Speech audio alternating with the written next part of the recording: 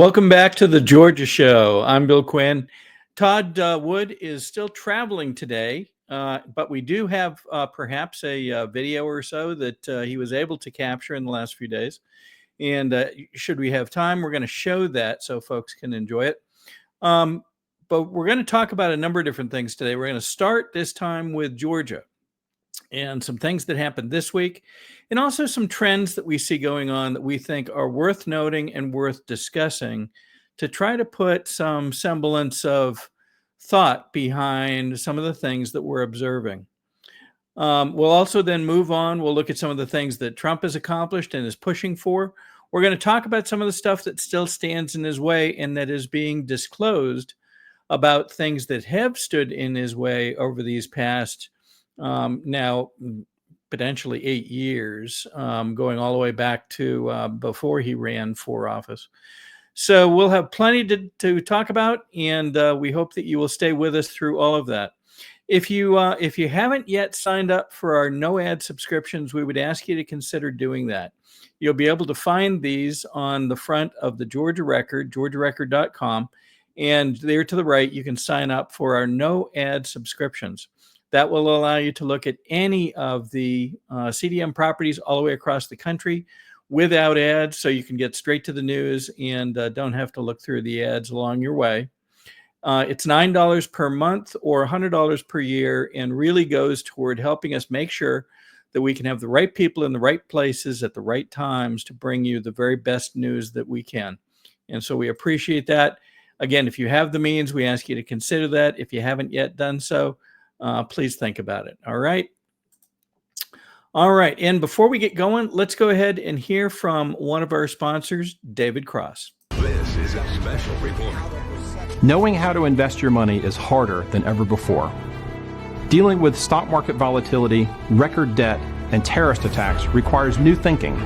At U.S. Asset Management, we can help you see the world more clearly so that you can move beyond the chaos and invest with confidence. Call us, visit us online, or drop by our office. U.S. Asset Management, helping you make better decisions with your money. All right, as I said, this week we're going to start off with things going on here in Georgia. And we're going to start with this. What is that stink in Coweta County, Georgia? Now before we hurt the feelings of Coweta residents, we are not poking a hole in the county in general, but we are focused on some things that occurred there this week that we think need to be known and need to be understood by folks across Georgia. So bear with us and let me explain. So after weeks of folks raising concern about Brant Frost, in this case, Brant Frost V, continuing to be the GOP chair in Coweta County, after he had apparently claimed he was going to resign and yet did not, and apparently they've been maneuvering to somehow maintain control, it appears, of Coweta County, yet have him move on from that GOP chair role in Coweta. Well, that finally happened this week. They held a meeting, and in fact, Brant Frost resigned, but almost unbelievably was virtually immediately then placed on the 3rd District GOP committee. So he's not out of leadership in the GOP. This is a gentleman that has been part of First Liberty Building and Loan. He's being investigated by the Secretary of State and now by the Ethics Board, apparently, for a number of dozens, I am told, complaints regarding a PAC that he was in charge of with the GRA, and yet remains steadfastly stuck in the Georgia GOP in a position of leadership. Why would that be? What type of arrogance does it take to maneuver this kind of thing? And before we move on and talk about that and what happened during this meeting, we will address the person that is now taken on GOP chairmanship of Coweta. Is it an improvement or perhaps not? So the Noonan Times produced actually a very good synopsis of the meeting and talked about what happened and what didn't happen. So let me go ahead and I'm going to read this to you because I know this is small on the screen. The meeting held at Coweta Community Church was marked by sharp disputes over bylaws, proxy votes, and transparency, and at times descending into open heckling. Despite being labeled as open to the public, reporters from the Noonan Times-Herald and the Atlanta Journal-Constitution were asked to leave, with one photographer refused entry altogether. The Coweta GOP hired 2 off-duty deputies from the Coweta County Sheriff's Office to provide security. Deputies told the audience that note-taking and recording were prohibited. Why would that be? To prevent any evidence from coming out from the meeting, perhaps? We don't know. And one deputy ordered a spectator to delete a photo taken on her phone. Frost, who presided for much of the night, repeatedly interrupted members with sarcastic remarks about literacy and other jabs that drew groans and boos from the audience.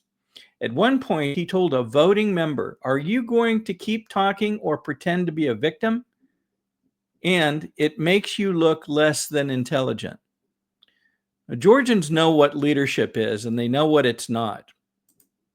That's not leadership, obviously. So it drew lots of response online. Here's one from What Matters in Georgia. The Frost family's grip on power comes at limitless cost. A racket built on silencing opposition, clandestine meetings, enforcers, minions, and proxies. Manipulations continue. Coweta GOP chair resigns, immediately lands a district seat. Sister Katie Frost sits as 3rd district chair. So as he landed a seat on part of her committee. Many, many concerns here. And for reasons that defy logic, these people continue to hang on to power.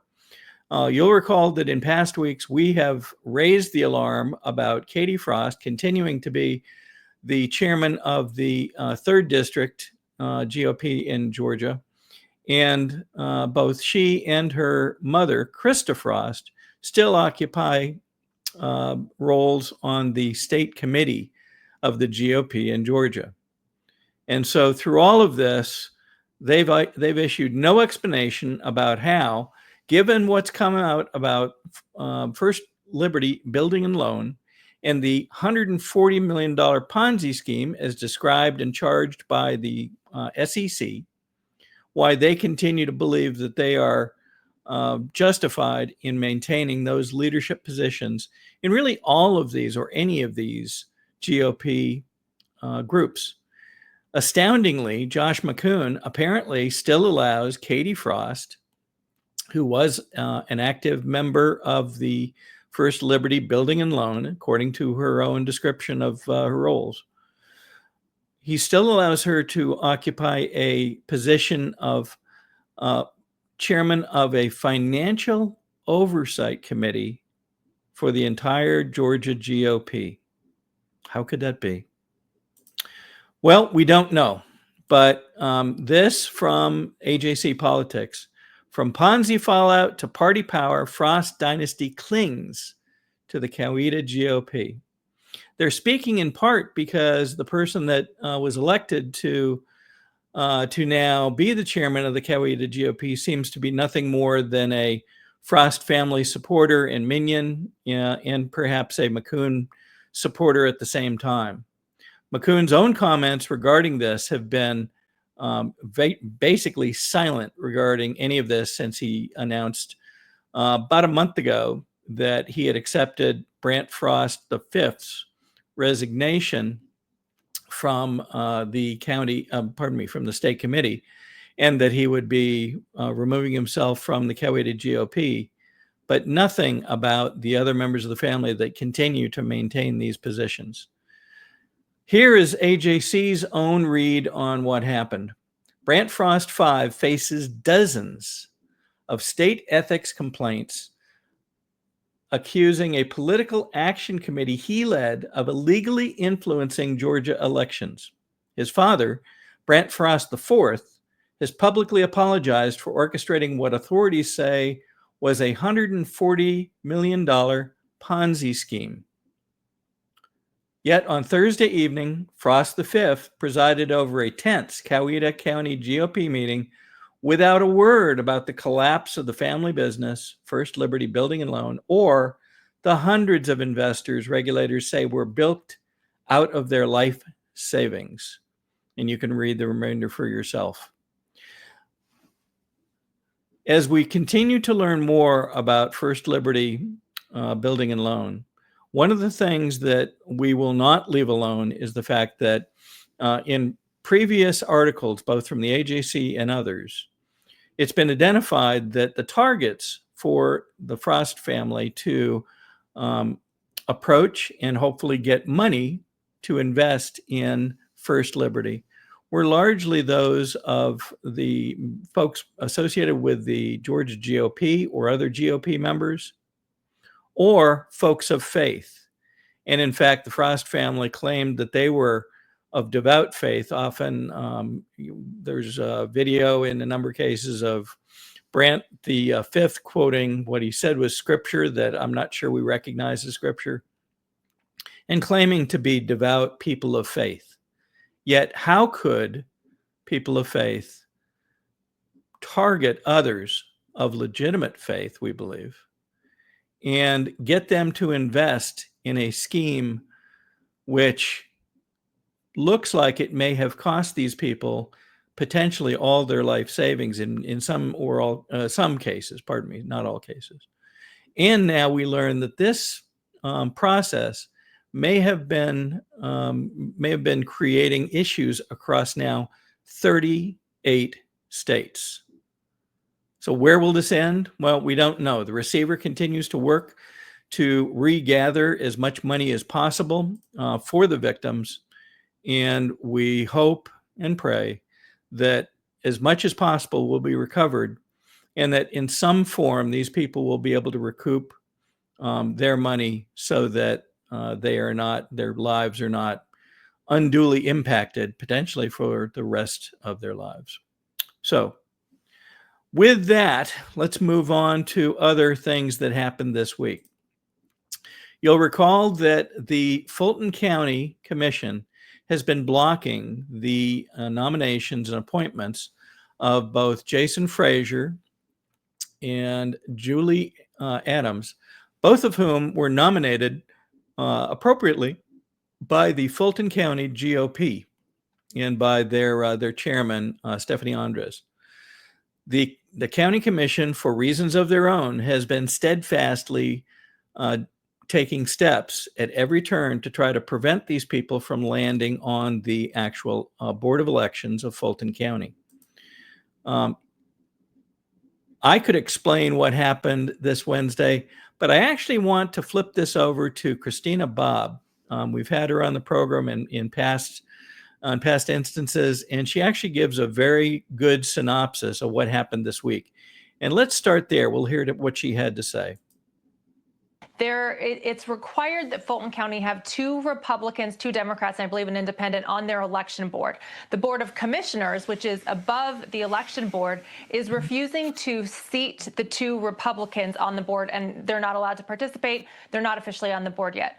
The Republican GOP has gone to court 3 times now to get a court order saying, hey, our Republicans need to be seated.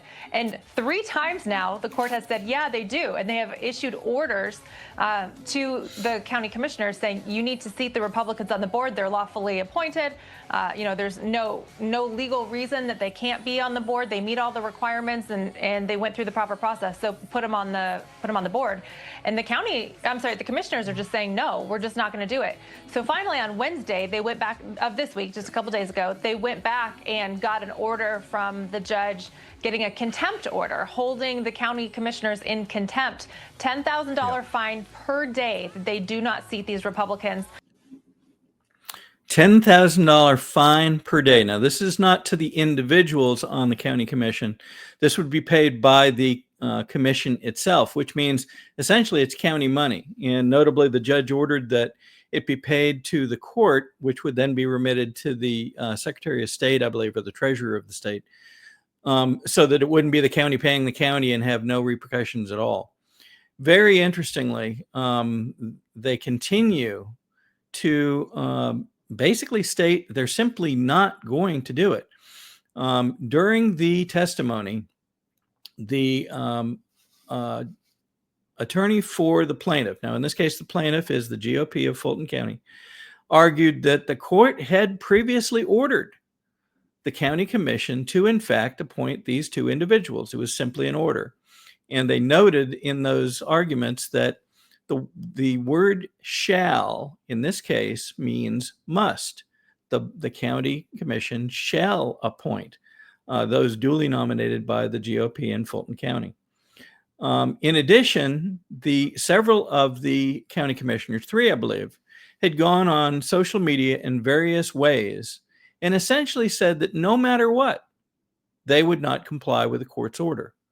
Now, I know from listening to other hearings and so forth that typically when you simply defy a court's order, you're very likely going to be held in contempt. I mean, this would happen even if you didn't show up for a traffic ticket, wouldn't you? And so the fascinating thing is that in this case, the judge, after hearing these, made a ruling and ruled that they were in civil contempt. Okay, so civil contempt is different than criminal contempt. Criminal contempt might have opened the door for literally one or more of the commissioners to be arrested and theoretically put in jail.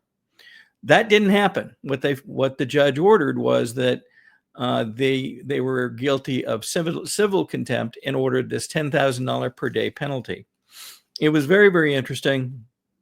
The defense had claimed during the arguments that the court did not have the ability to compel individuals, in this case, county commissioners, to act in a specific way. However, if you go back to last year, essentially that's exactly what the court did when Julie Adams objected to certifying election because certain data was not being made available.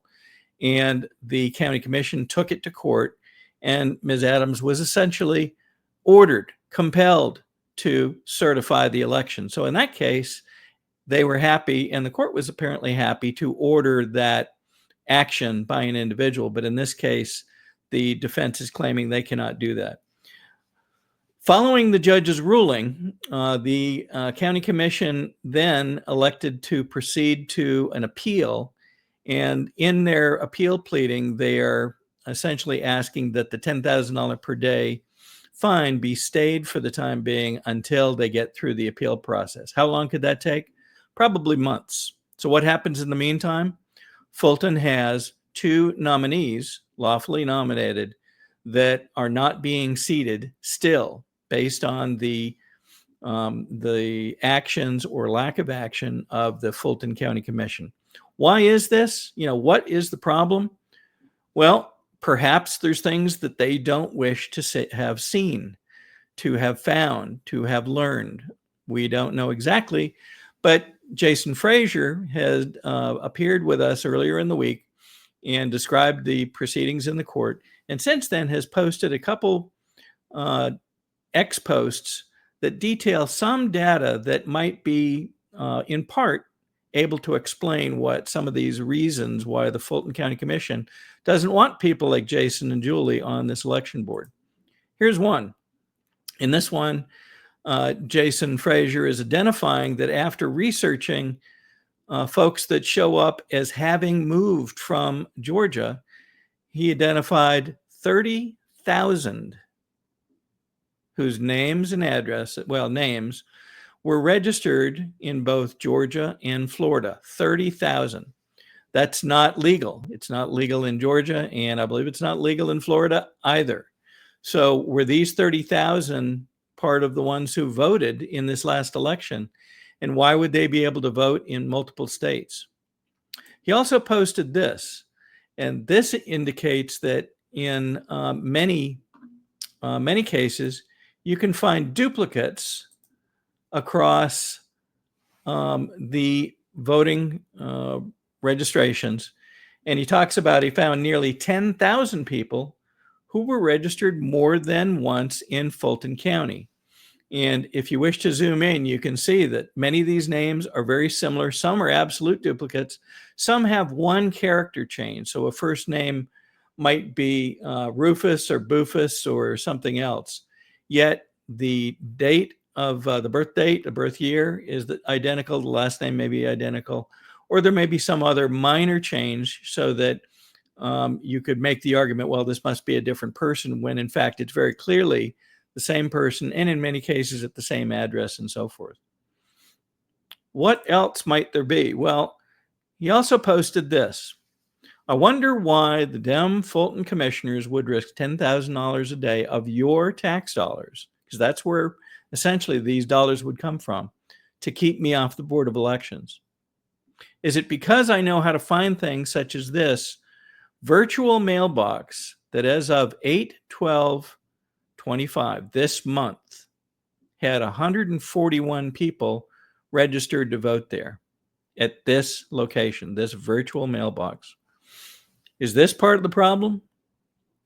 Well, we don't know, but could certainly explain why Fulton County and even the data from Fulton County in many cases has been kept away from folks like Jason, folks like Julie, and even the state election board. If you recall that the asked for data from Fulton County that was in the hands of the general counsel for the Secretary of State, and yet she said she could only turn it over if the state election board would confirm that the case had already been concluded. Isn't this amazing? So as we go forward, we're afraid that we're going to see more of this, and we're not quite sure yet how long this is going to go on before something happens and the right people end up on the Fulton County Board of Elections. So we'll take a break now for just a moment. Let's hear from the Wellness Company, who has a number of different kits and preparations to help people achieve health and keep healthy. Well, in the case of hydroxychloroquine and ivermectin, these are two medications that have been FDA approved for use in humans for decades. They are very, very inexpensive. Interestingly, available over the counter in almost every other country other than the US and Canada. You can just walk into a pharmacy and buy them like we buy Tylenol in much of the world because they're that safe.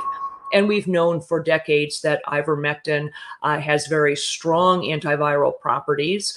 It has anti-inflammatory properties, and both ivermectin and hydroxychloroquine are what we call zinc ionophores. They help to move zinc from the bloodstream into the cell, which is where it needs to be in order to fight off a virus. So lots of application for these, and we have every reason to believe that those drugs also will likely have some efficacy against H5N1 or a number of other respiratory viruses that we may meet down the road. All right. Let's move on to yet again another event that happened this week in Georgia. Also on Wednesday, there was a meeting of an organization known as the Madison Forum. And you can read their mission here. Let me go ahead and bring it up on my other screen so I can read it for you in case it's small on the screen. Our aim at the Madison Forum is to be vigilant of all levels of government, not through partisan eyes, but through the historic values, principles, purpose, and truth of our founding, to equip ourselves with the power of knowledge in order to restore our constitutional government. And I keep that word in mind here.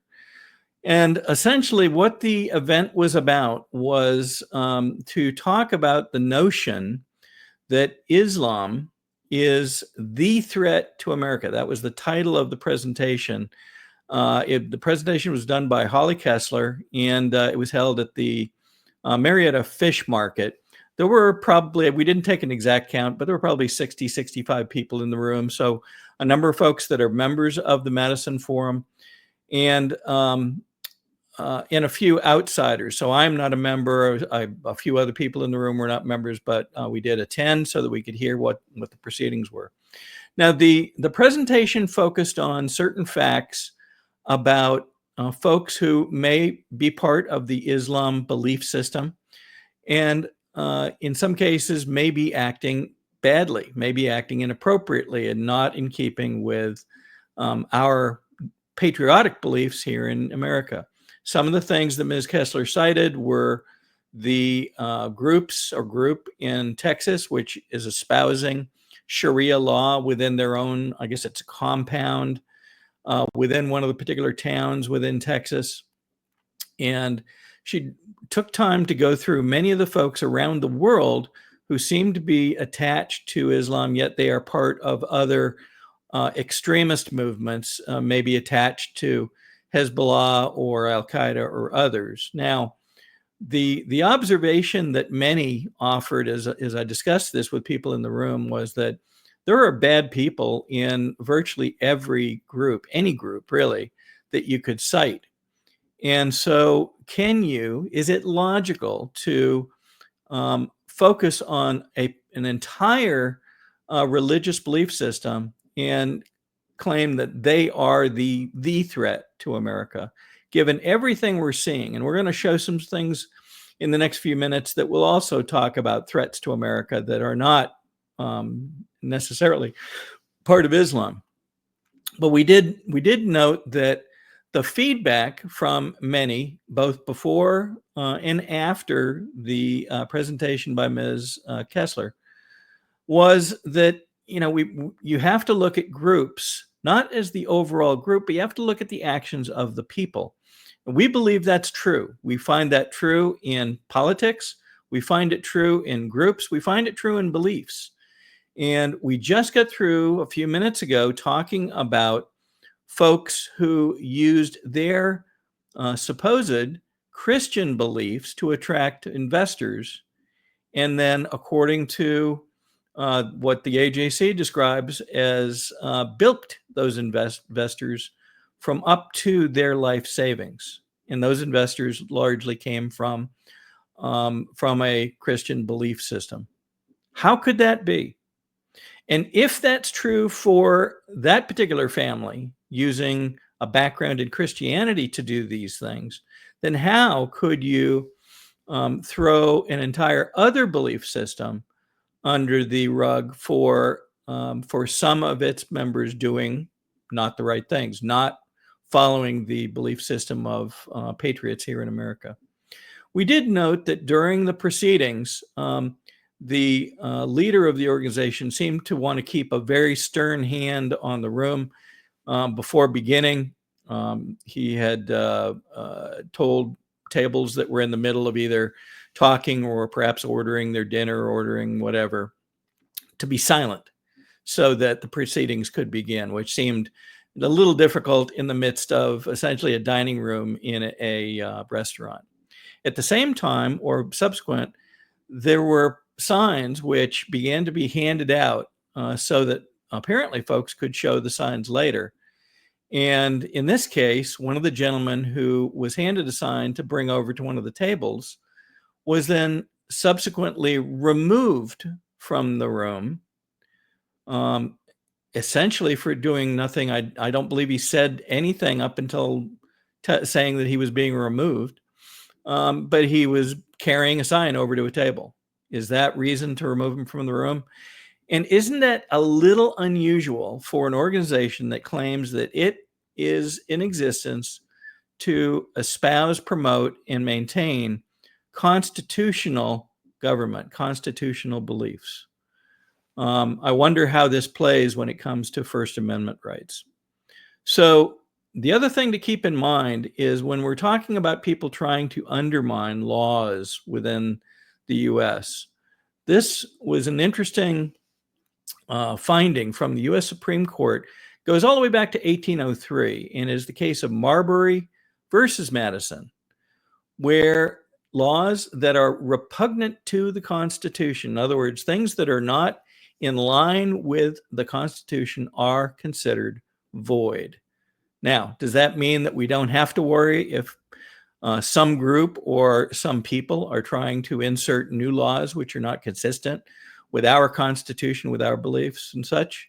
No, we still need to be concerned about them and look to do what's necessary to make sure that they are found void.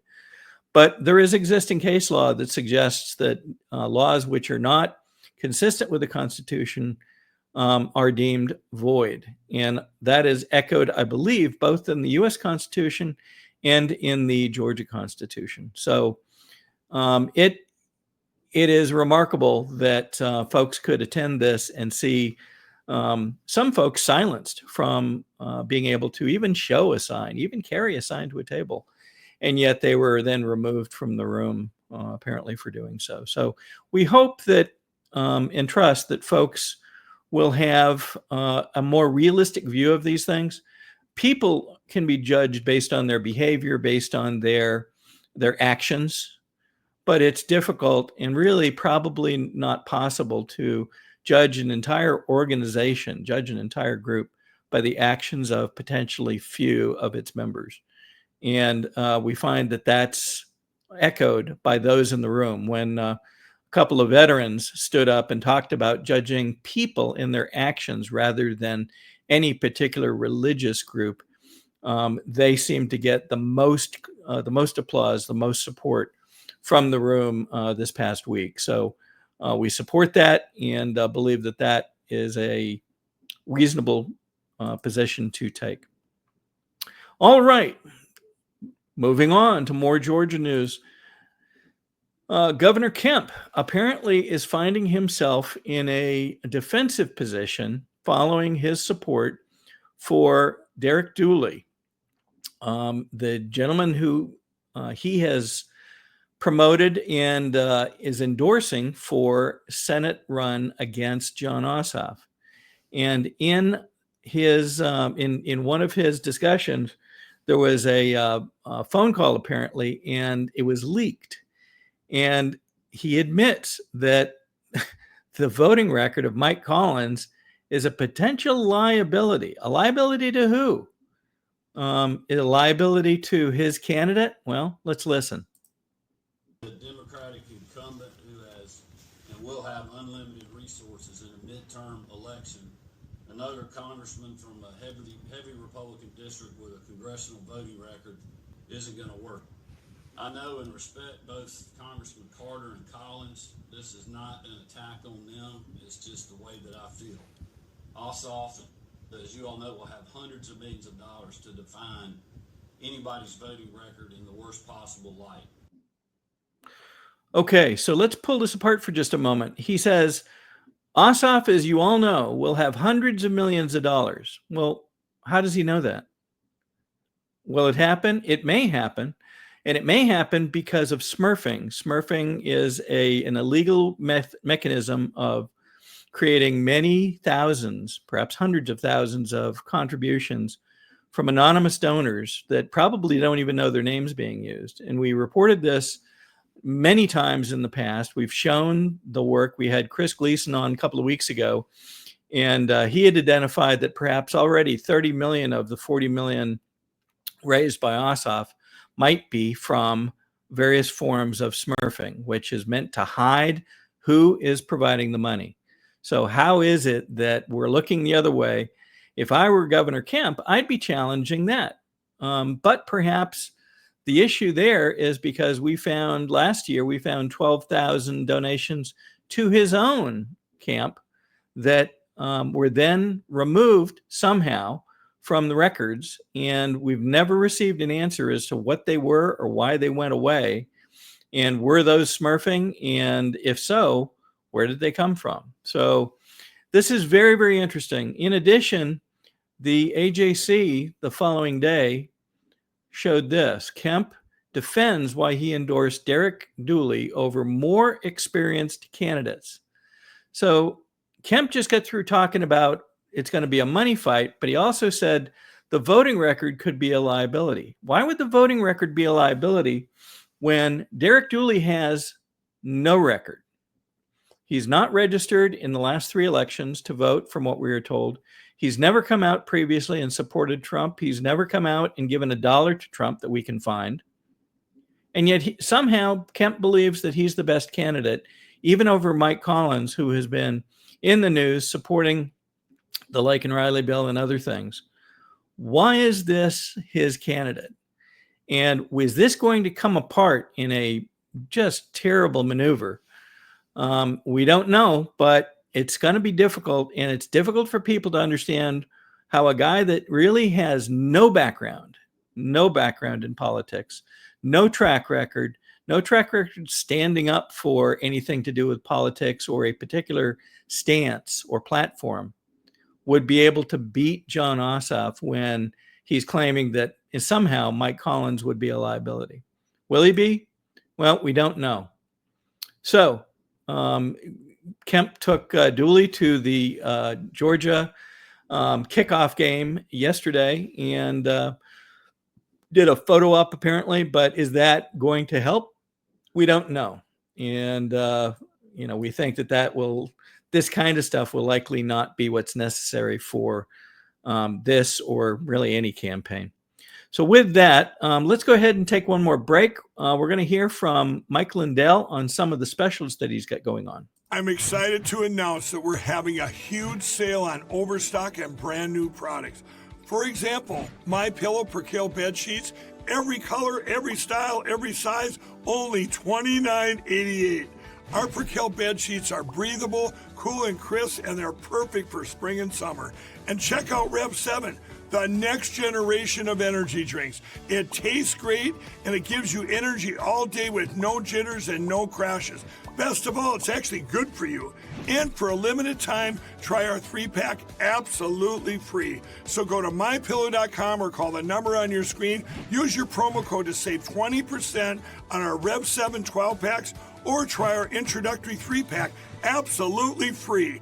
And our Percale bed sheets, all sizes, only $29.88. Twin size, full size, queen size, king sizes, all $29.88. Inventory is extremely limited at this price, so order now. All right, let's talk about what's happening at the national level. Trump this week came out with this. George Soros and his wonderful radical left son should be charged with RICO because of their support of violent protests and much more all throughout the United States of America. We're not going to allow these lunatics to rip apart America anymore, never giving it so much as a chance to breathe and be free. Soros and his group of psychopaths have caused great damage to our country. That includes his crazy West Coast friends. Be careful. We're watching you. Thank you for your attention to this matter. So in a characteristically direct attack, Trump throws Soros and others under the bus. Now, keep in mind that we showed during a number of reports on the Georgia Record, we showed the connections between USAID and the Soros organizations, both the Tides organization and the Open organization that he also runs, and the fact that money was flowing through these, given by USAID, but was flowing through to a number of other organizations. And we actually wrote an article that talked about the fact that Soros, as much as anybody, became a master of getting grants, getting USAID funding, and then channeling it into all the other NGOs, so that once you make that second and third jump with money, it becomes nearly impossible to show where it came from and where it went. And so it's very difficult to challenge it. There continues to be other things that are coming out which underscore just how much people have done to fight against Trump. And we'll show a couple of these. One, in this interview, Obama talks about the beginnings of the Russia Gate, if you will. And Obama himself is on record really supporting this dialogue, which has now been shown to be absolutely false. You talked about this with the comedian Trevor Noah the other day, and you said a number of things in a row. You observed that there had been contacts between members of Mr. Trump's staff and Russian officials. Right. You noted that Trump benefited from the hacks. Your spokesman, Josh Earnest, has gone on to say this week that it's obvious that Trump knew what was going on. To what extent are you suggesting some kind of cooperation between the president-elect and Russian officials here? Well, I'm not suggesting cooperation at all. Keep in mind that those statements were in the context of everyone now acting surprised by the CIA assessment that this was done purposely to improve Trump's chances. And my only point was that shouldn't be treated as a blockbuster because that was the worst kept secret in this town. Everybody understood that. It was reported on. Steve, if you go back and look at your stories, if you read any mainstream publication, you would see that if you have a hack of the DNC and a hack of Hillary Clinton's most senior advisor's emails, and those things are then released in drip, drip, drip fashion over the course of months, and that seem to generate consistently negative coverage, despite the fact that there's nothing in there that's particularly controversial, that it's mostly just, as I said, political gossip or routine emails between folks who are working in a campaign environment, then it's a pretty clear inference that people would draw and did draw.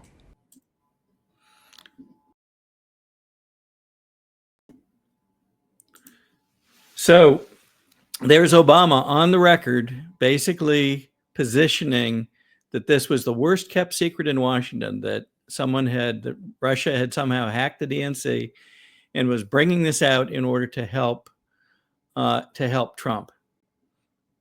Remember this as things continue to evolve, because many people are pointing the arrow in the direction of this is going to get serious in the coming days, weeks, and months as we learn more and are able to prove more about what really happened. We've talked in previous weeks about the notion of hidden documents. In many cases, classified documents, but sometimes not classified, just hidden. And hidden in many cases in a place where it's difficult to find, or in a place where they can immediately go to destroy those documents. Kash Patel talked about this again this week as well. Here's Kash.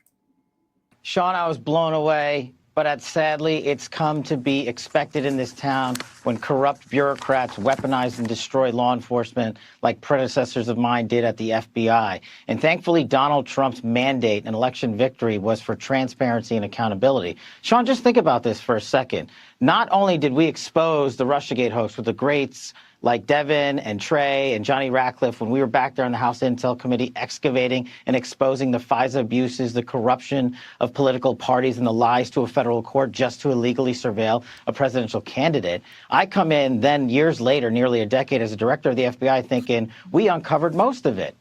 But sadly, we found a room locked away in the Hoover building that contained burn bags. And just for your audience, Sean, a burn bag is a government bag that is specifically created to destroy classified evidence and shred and burn it, hence the name burn bag.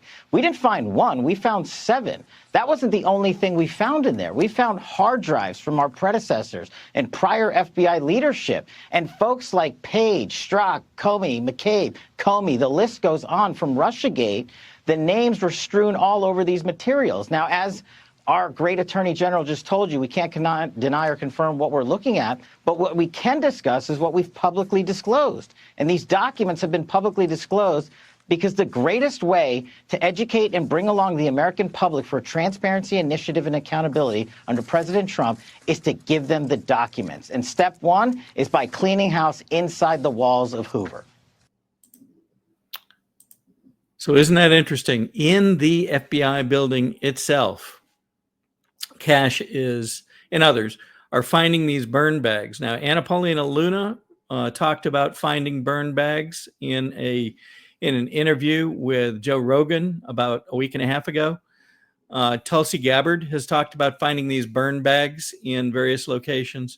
So the infamous they, were attempting to be prepared to destroy documents rather than have them found and be able to hide what now appears to have been hidden truths that are coming to light as these are discovered. Now, understand that this is not done. They continue to search for such things. Tulsi Gabbard referred to it as the best of the best are out hunting for this all across the buildings, the offices, and the, in many cases, skiffs across Washington, D.C. What else will they find? We don't know, but we bet there will be more. As we reported earlier in the week and a week ago, Washington is becoming a different town. And we also noted that Chicago may be one of the cities which next may need to be addressed in order to reduce its horrific crime statistics and clean up that city. We noted in the last show that more people had died in Chicago than had died in Afghanistan and had died in the Iraq conflicts. Isn't that amazing?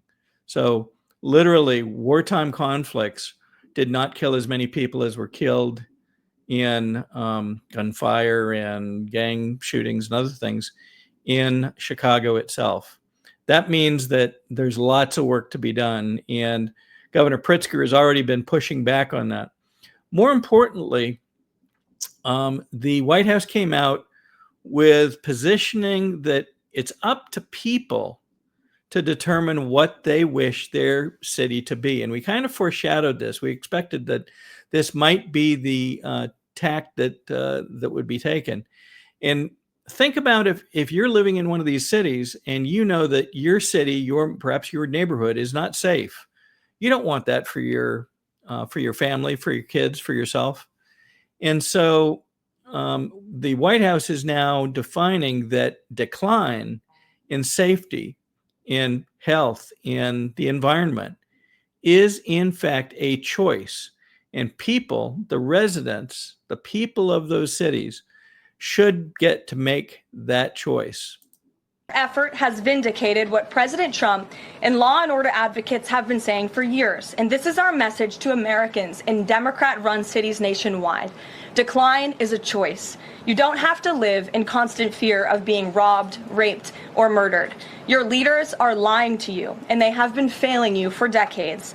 The President Trump approach of upholding law and order by letting our brave men and women in blue actually do their jobs to aggressively fight crime works.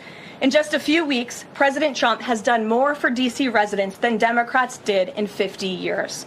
And this can be replicated in other crime-ridden cities across the nation.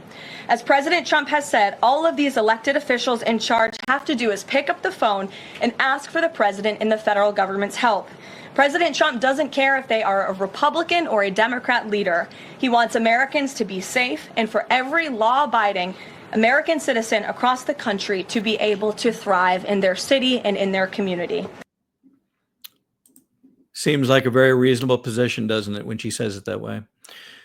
Astoundingly, as we all know, the D.C. mayor and the folks running D.C. pushed back hard on Trump putting in place federal management for the police department, for in bringing in National Guard to do those things necessary to get crime under control and be able to beautify, in many cases, the city of Washington, begin to restore it back to its original splendor. And last week we heard from Steve Miller where he talked about the fact that as the crime statistics are seen, the real ones, the improvement will be even more dramatic once it's recognized than has been seen already. And the reason is because even in DC and maybe other cities, they've been hiding part of the crime statistics. They don't want people to know how bad it became. And so now that they're able to get under the cover and find out what really has been happening, they are foreshadowing that the change will be even more dramatic. Unbelievably, and perhaps to her credit, maybe it's just because it's really no other stance could be taken, the DC mayor came out and literally said that she appreciates the work being done now within her city, or what was her city, to change, to bring back safety, to bring back the beauty of Washington, D.C. Here's what she had to say. Greatly appreciate the surge of officers that enhance what MPD has been able to do in this city. The most significant thing that we are highlighting today is the area of crime that was most troubling for us in 2023. Now, we have driven it down over the last years, but I'm going to get my glasses so I can make sure I can see it correctly. But for carjackings, the difference between this period, this 20-day period of this federal surge and last year represents a 87% reduction in carjackings in Washington, D.C. We know that when carjackings go down, when the use of gun goes down, when homicide or robbery go down, neighborhoods feel safer and are safer. So this surge has been important to us for that reason. 87% decrease. And if you recall, Steve Miller in the Oval Office said that in talking with the police officers and their leadership, they could come up with no other time in Washington, D.C., no other recorded history in which there had been no murders, given the fact that they've had no murders for a period of time during this change in who's leading the city. So we believe that there's going to be just amazing results, and we continue to see that. And when you've got the DC mayor saying thank you, that seems to foreshadow that good things are happening. So what about where good things are potentially not happening or other things we're discovering? Well, you recall the fires out in LA, and you recall that there was poor response to, in some cases, no response. And Trump talked about the fact they didn't even have the water available to deal with the fires. Well, it's now been found out that the mayor may have been playing with multiple allegiances that had some sort of weight in all of this. Let's see this report. Mayor Karen Bass, the ultra-leftist who sides with illegal migrants over citizens, has just been exposed in a bombshell investigation by the Daily Caller.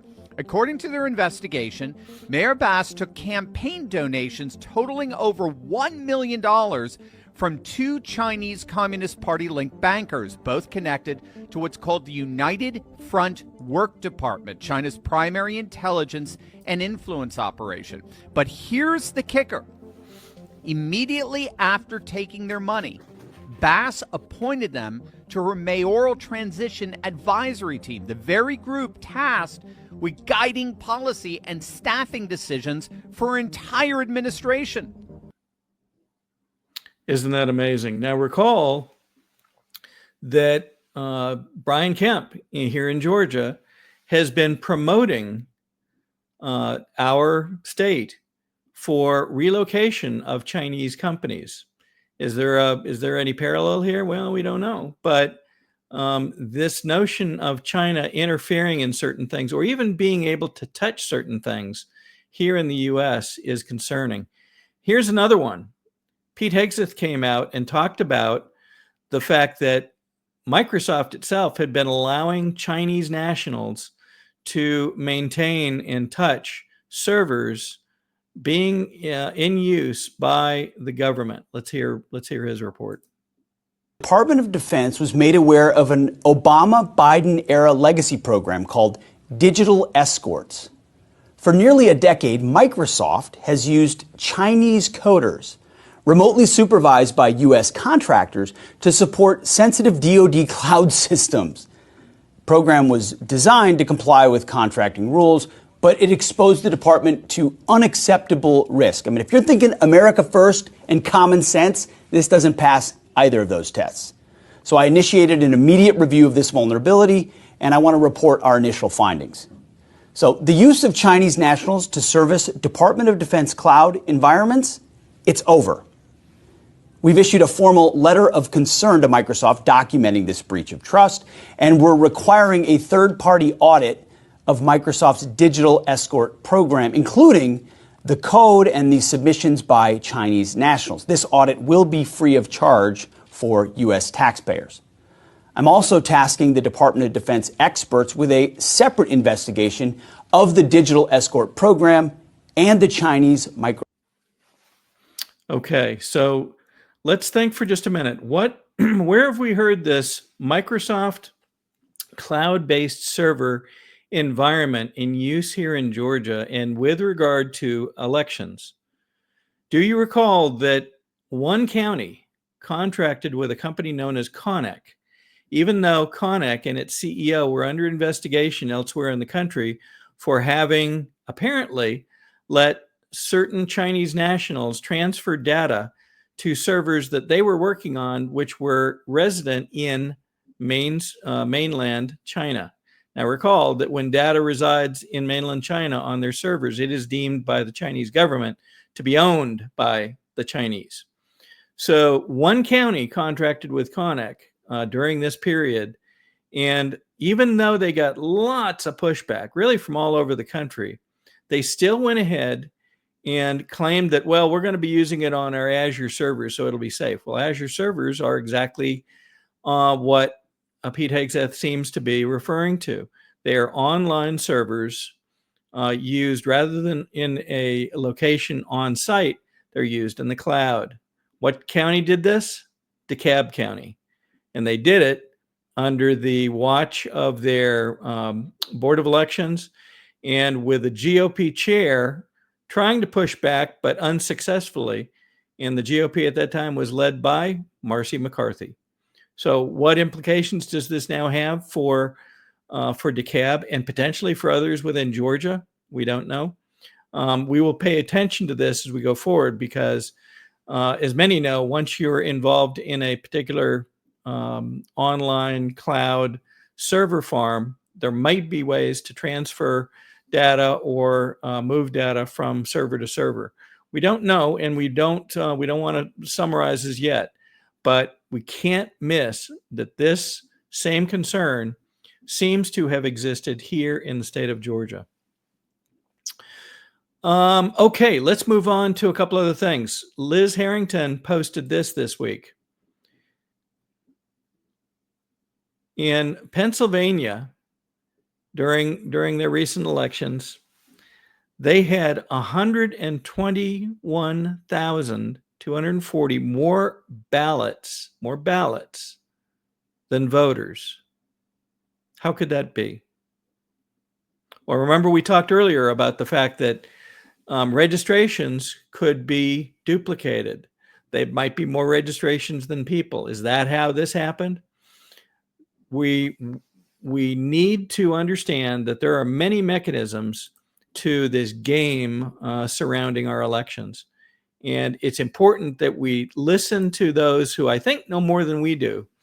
And this week, something very interesting came out from Trump. And he said it before. He said it when he said he was going to start a movement to get rid of mail-in ballots and get rid of the machines. Here's what he said here. Republicans ban mail-in voting. President DJT. Notably, there are some who have espoused using mail-in voting and have really shied away from even talking about the potential for fraud in either mail-in voting or in the machines. And MJ Truth talks about one here, Scott Pressler, and his comments are, bear with me for a moment so that I can read this appropriately. Scott Pressler says Republicans are going to lose everything unless Republican voters early vote and mass mail-in vote. That seems to be in direct contravention of what Donald Trump is saying here, President Trump is saying here. So between you and I think I'm going to go with Trump. So we don't know the other motivations that may be in play here. Maybe they don't matter, but it may just be a mistake. But we do believe that mail-in voting, now that he's come out twice and talked about it, is probably something we need to get rid of. And so we'll be, along with others, watching the changes that are made as we go forward, especially those that are considered and made here in Georgia. What we hope will not happen is what happened last year, where virtually nothing got changed with regard to our elections, even though there have been 5 years of concern now, essentially 5 years of concern, regarding our election outcomes and many instances of anomalies and errors. And as an example, the hundreds of process errors spotted by the state election board with regard to what county? Fulton County. So lots more to come there, I am sure. We will be back with you on Wednesday at 7 p.m. To close out today, there was a very interesting video posted with regard to Trump that I thought is both interesting and also inspiring. So let's watch this, and then we'll close the show and see you guys again on Wednesday at 7 p.m. Here you go. When this race is won, turn our golden faces into the sun, praising our leaders, we're getting in tune, the music's played by the man.